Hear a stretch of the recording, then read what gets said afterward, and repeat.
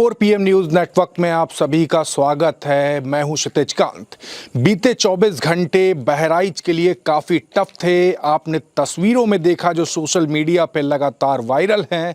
वो तस्वीरें जो वायरल हुई उन तस्वीरों ने उत्तर प्रदेश के मुख्यमंत्री के लॉ एंड ऑर्डर पर और जो प्रशासनिक बल है जिस पर पूरा यूपी चलाते हैं उस पर सवाल खड़े कर दिए।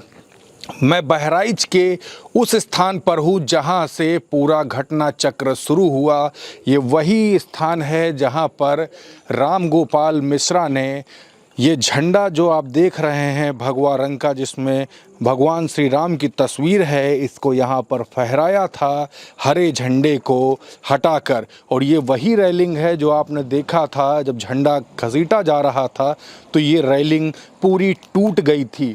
उसके बाद ये छत गवाह है उस घटना का जो घटना यहाँ पर हुई और जिस घटना में प्राण तक चले गए राम गोपाल मिश्रा के।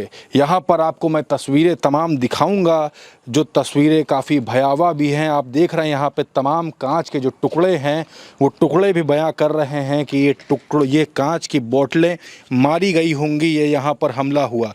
ये ब्लड का जो स्पॉट देख रहे हैं, अंदेशा लगाया जा रहा है या लोगों की यहाँ पर जो बातें हैं उससे यही पता चलता है कि यहाँ पर गोली मारी गई होगी। और ये जो डंडा है बांस का, ये देखिए इस पर भी ये ब्लड के निशान है। यहाँ पर साफ तस्वीरों में आप देख रहे हैं ये डंडे पर ब्लड के निशान हैं जो बयां कर रहे हैं कि यहाँ पर घटना जो हुई वो काफ़ी भयावह है। यहाँ पर ये जो रॉड देख रहे हैं आप, ये जो लंबी सी पड़ी है, इस पर भी यहाँ पर ब्लड के निशान हैं। यहाँ पर आप देख रहे हैं ये जो एक स्टिकर पड़ा हुआ है। यहाँ पर एक जो तस्वीर में आप देख रहे हैं यहाँ पर भी ब्लड के निशानों, काफ़ी भयावह तस्वीरें हैं। बगल में तमाम कांच के टुकड़े हैं। ये बयां कर रहे हैं उस घटना के बारे में जो बीते दिन यहाँ पर हुई और उसके बाद पूरे प्रदेश का लॉ एंड ऑर्डर शर्मसार हो गया और सवाल खड़े हो गए। आगे दिखाऊंगा यहाँ पर तो आप देखेंगे यहाँ पे पैर के निशान हैं, ये जूते के निशान हैं जिस पर ब्लड लगे हुए हैं, ब्लड लगा हुआ है। ये तस्वीर आप देख रहे हैं 4 PM न्यूज़ नेटवर्क के स्क्रीन पर।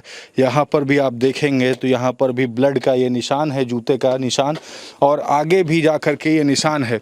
और यहीं से ये पूरे बहराइच में एक तनावपूर्ण माहौल खड़ा हुआ और बताया ये भी जाता है, सूत्र कहते हैं कि ये पूरा मामला एक तरीके से प्री प्लान था। कुछ कहानियाँ अलग हैं, कहीं कहानियाँ अलग हैं। कुछ लोग ये कहते हैं कि यहाँ पर 15 मूर्तियाँ निकल रही थी और मूर्तियाँ जब निकल रही थी तो अचानक से यहाँ पर जब साउंड लाउड था उस आवाज़ को धीमा करने के लिए मुस्लिम पक्ष से कहा गया कि आवाज़ धीमी कर ली जाए। आवाज़ ना धीमा करने के कारण ये तनाव बढ़ा और उसके बाद क्या हुआ कि राम गोपाल मिश्रा ऊपर चढ़ जाते हैं। ऊपर चढ़कर झंडा उतार कर भगवा झंडा फहराते हैं और उसके बाद ये पूरी घटना को अंजाम दिया जाता है। फिर तनाव बढ़ जाता है। एक दूसरी कहानी ये भी है कि यहाँ पर जो मुस्लिम पक्ष जिनका नाम सामने बार बार आ रहा है, उनकी सोनार की दुकान थी और उन्होंने बचाव में गोली चलाई कि कहीं कोई घटना ना कर दी जाए, लूटपाट की घटना को अंजाम ना दे दिया जाए। ये भी बातें सामने आ रही हैं। दूसरी तरफ धार्मिक उन्माद फैलाने की बातें सामने आ रही हैं।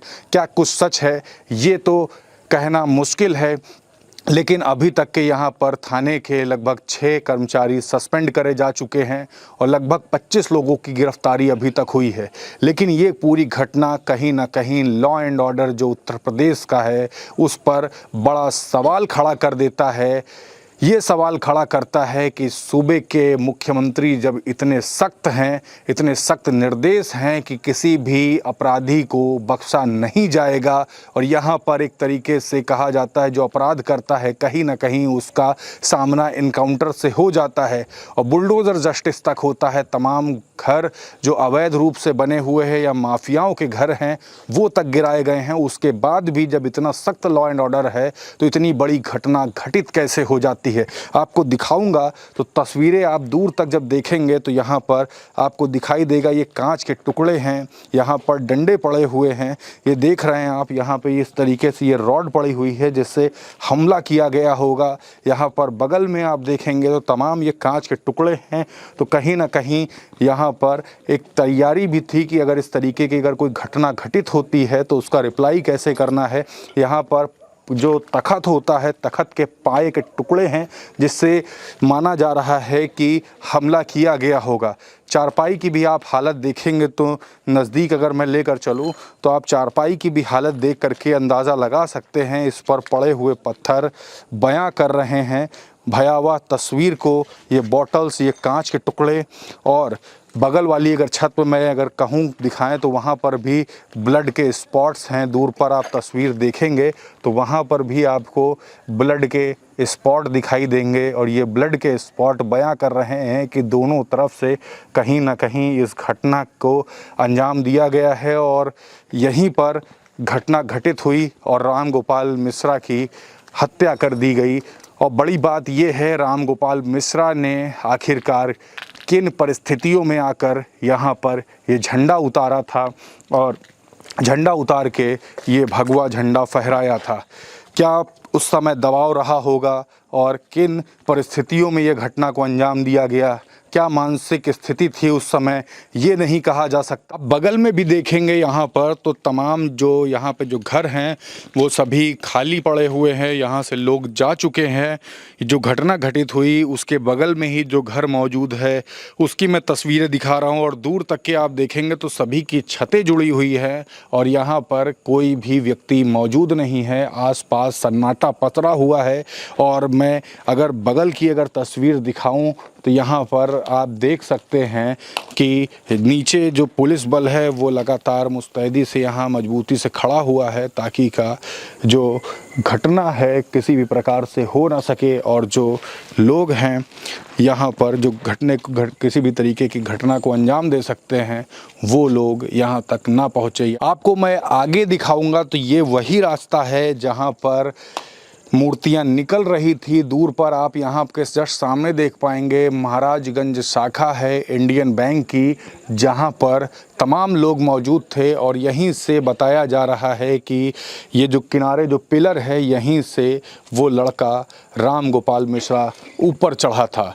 ये जो पिलर है आप तस्वीरें यहाँ पर देख रहे, किनारे से भी ये टूट चुका है और जहाँ पर झंडा लगा हुआ था वो हरे रंग का, जिसको गिरने के बाद ये पूरी घटना यहाँ पर घटित हुई। दूर पर आप देखेंगे ये भगवा रंग के झंडे कहीं ना कहीं बता रहे हैं कि यहाँ पे कुछ धार्मिक कार्य हो रहे थे और जिसके बाद ये सभी घटना घटित हुई। दूर पर आप देखेंगे तो मस्जिद का भी गुंबद आपको दिखाई दे जाएगा। यहाँ पर बताया जा रहा है कि लोग मौजूद थे और तमाम सारी बातें यहाँ पर जो घटना घटित हुई उसको लेकर कही गई।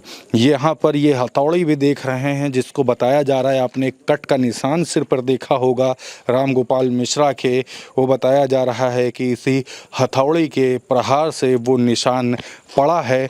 तो बात यही है कि आखिरकार ये घटना इतनी बड़ी घटित कैसे हो गई। उत्तर प्रदेश का लॉ एंड ऑर्डर जब इतना मजबूत है, सूबे के मुख्यमंत्री योगी आदित्यनाथ की तूती बोलती है पूरे प्रदेश में, और बात की जाए उत्तर प्रदेश के बाहर भी योगी आदित्यनाथ को लेकर के तमाम कसीदे पढ़े जाते हैं, और पूरे देश में अगर बात की जाए तो बात होती है प्रधानमंत्री नरेंद्र मोदी। जब प्रधानमंत्री नहीं होंगे तो भारत में भाजपा के तरफ से प्रधानमंत्री चेहरा योगी आदित्यनाथ होंगे, इस तरीके की बातें होती हैं। लेकिन बड़ी बात ये उत्तर प्रदेश में ये घटना घटित हो जाती है बहराइच में, जहां पर सारा माहौल एकदम भाईचारे का था। अचानक ये घटना घटित होना सवाल खड़ा कर देता है सूबे के मुख्यमंत्री योगी आदित्यनाथ के लॉ एंड ऑर्डर पर और उन तमाम चीज़ों पर जिसको लेकर के सूबे के मुख्यमंत्री योगी आदित्यनाथ हमेशा यही कहते हैं कि उत्तर प्रदेश काफ़ी मजबूत है। तमाम इन मुद्दे से जुड़ी हुई खबरों के लिए जुड़े रहिएगा 4PM न्यूज़ नेटवर्क के साथ। मैं आप तक सारी अपडेट्स पहुंचाता रहूंगा। मैं हूं क्षितिज कांत, कैमरा पर्सन शुभम के साथ। धन्यवाद।